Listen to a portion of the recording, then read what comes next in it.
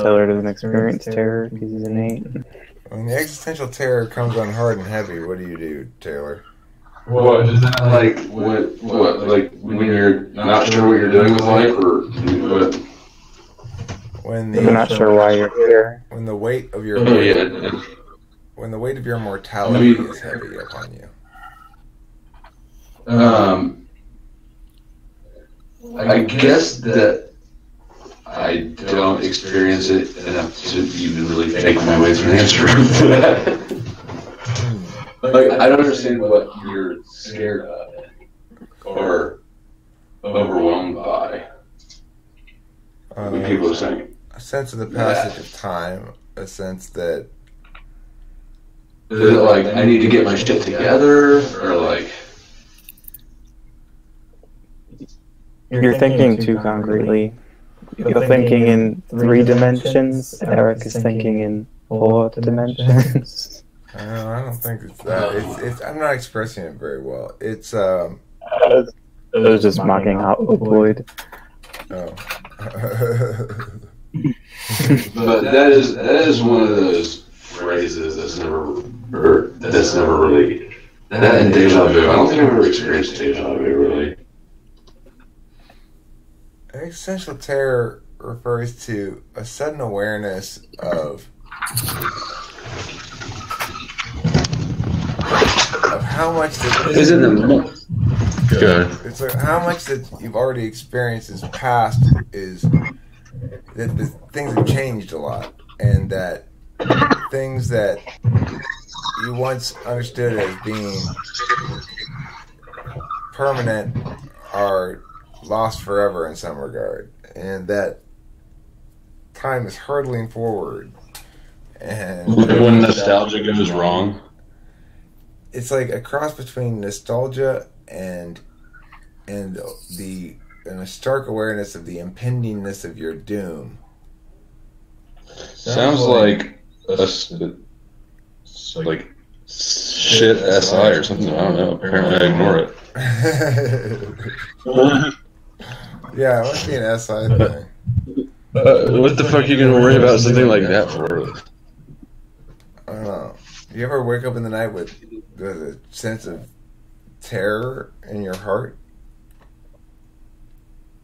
No. Do you? Yeah. Wake up gasping Does sometimes. Neptune? I go to sleep with it and I wake up with Yeah, it. you don't. So is that? Are you two? Somebody else weigh in. Let's see. Cade, Al.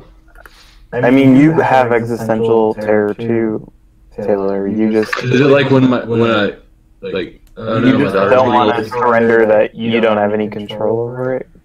So you're just like, okay, whatever. I may as well not even think Yeah, about it. I know the type 8 insecurity that they can't even be aware of. It's super frustrating fucking explanation because it's untestable by definition. Okay, well, what do you feel when you're brooding? What do you feel when you're brooding?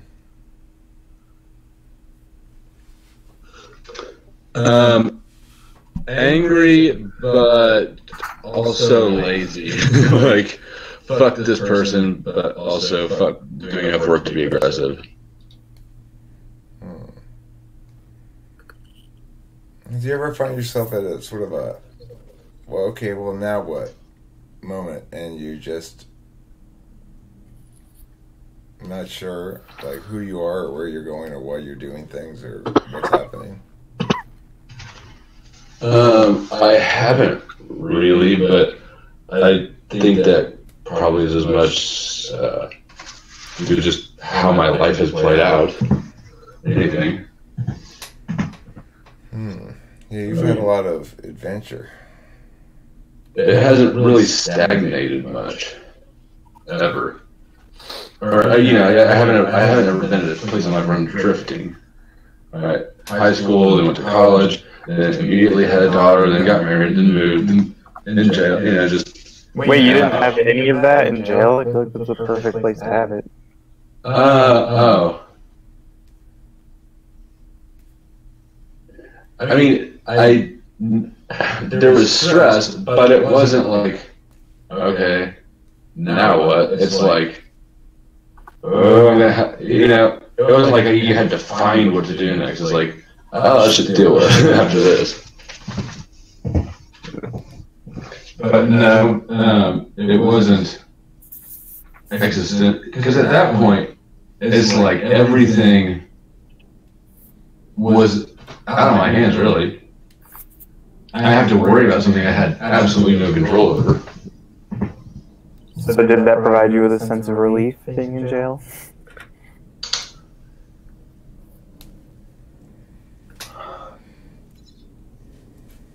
I mean, I don't have a good alternative to compare it to. So relief from what?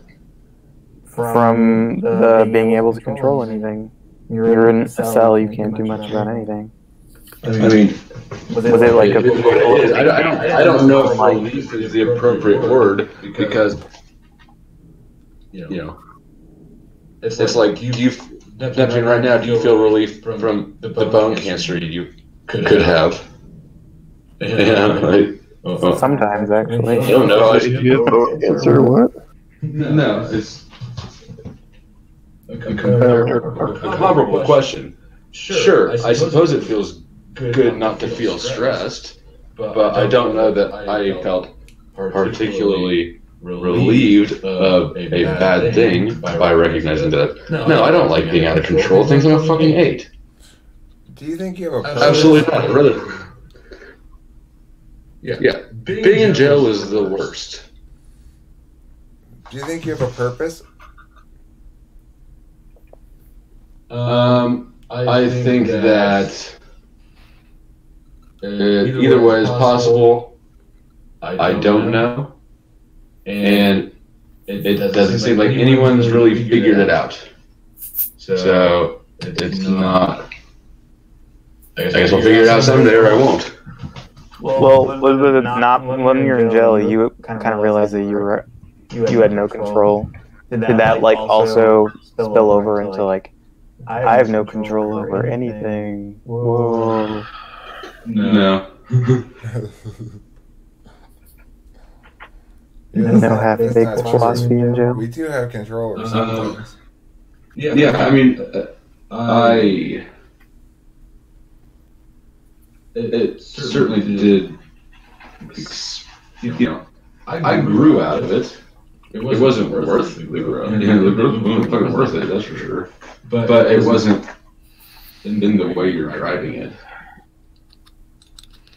I'm just asking questions, see what you say, that's all. Driving is the wrong word, but yeah, no. I mean, no, I didn't find God the way that, George Luther, murder defendant, would, or anything like that, I kind of went, I should try being nicer to people generally, but I don't know if that was, that I just chalked that up to the fact that I had a lot of people who disliked me coming together and the making of this right here.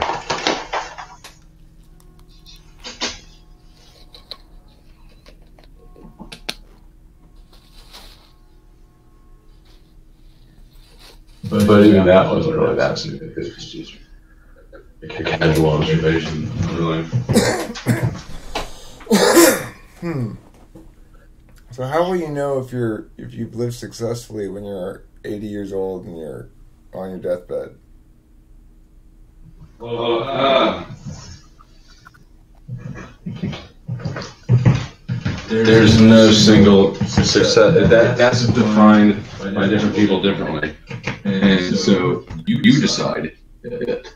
I know. I'm asking you, what do you believe your decision regarding that will end up being, or do you think it's impossible to predict, or what would your decision be if it were now?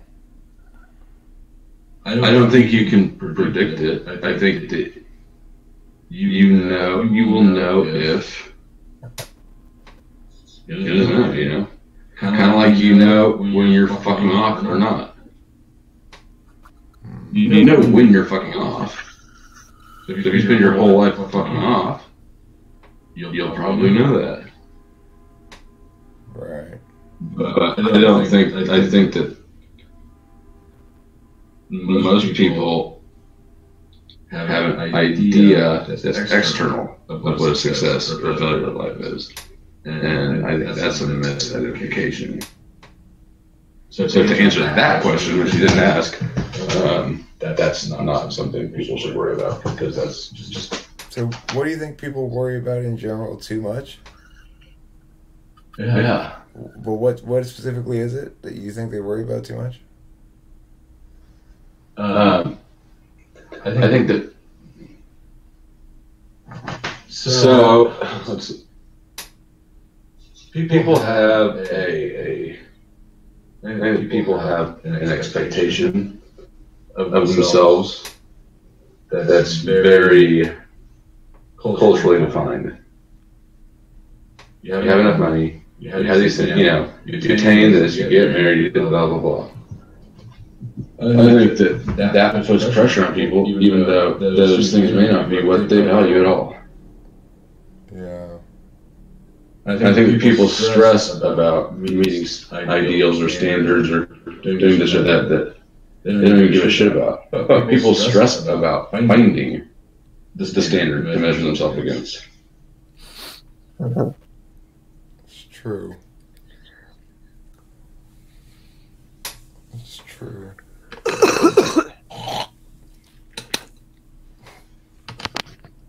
Lovely.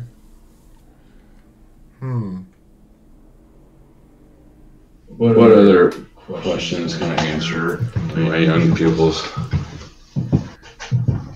What if a person in their natural state of affairs is restless or unsatisfied, ill-content, and that would seem to imply a need to do something else that's more purposeful or something like that. So is the problem simply a failure to do?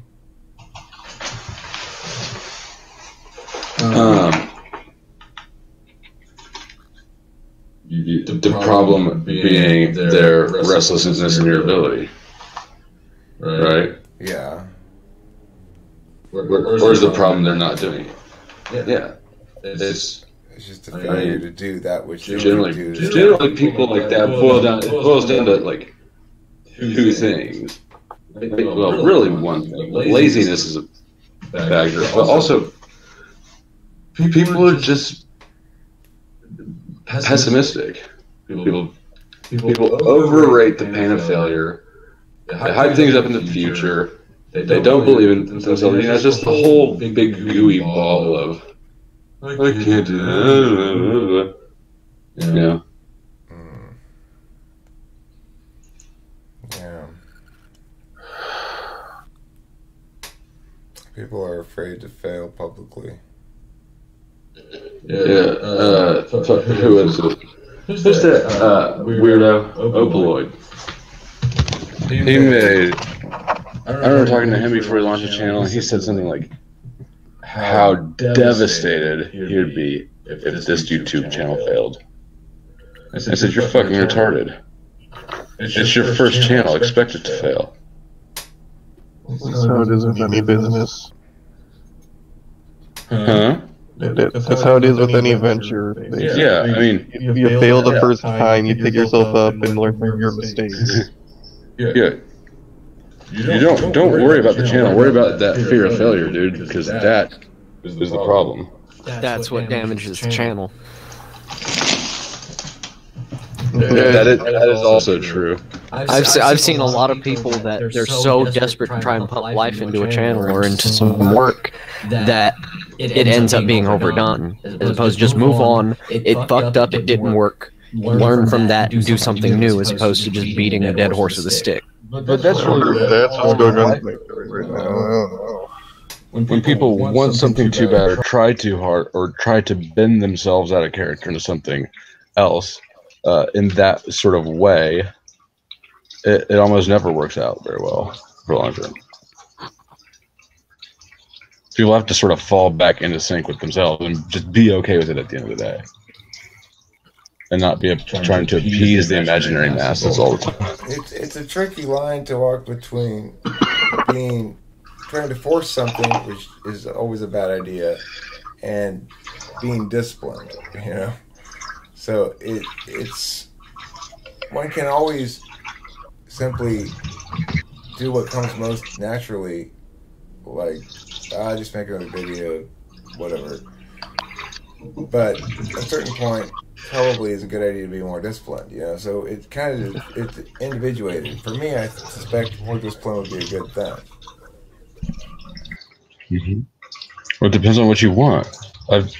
We've talked about this before. Like, if you're talking about a channel, if you want the channel to be whatever you want it to be in the moment, then you should not be more disciplined. But if you want it to be a revenue source, you should be more disciplined. I mean, but separate the things. You can't get everything from one thing. Yeah, that's true. That's a reality. I mean, I want to sleep in every day, but I also want money, so I sleep in on the weekends, and I get money during the week. So that. Yeah. That's good thinking. It's a good solution. It's very simple thinking that people just overcomplicate. It's SE wisdom, Neptune. You don't have any wisdom. You're wisdom polar. Oh, thank you. That's why you think they're better than vaginas. Do I think what? That's why you like dicks better than vaginas and Uber better than driving. Thank you. I've always wanted someone to tell me the truth. You don't have ears to hear it. And why are you speaking? So that I can prove, so that I can use you as a parable later. Nice. Good answer. Trust me, Matthew's gonna write about this conversation. Dear Diary, Matthew here again. Taylor, the wittiest of remarks tonight.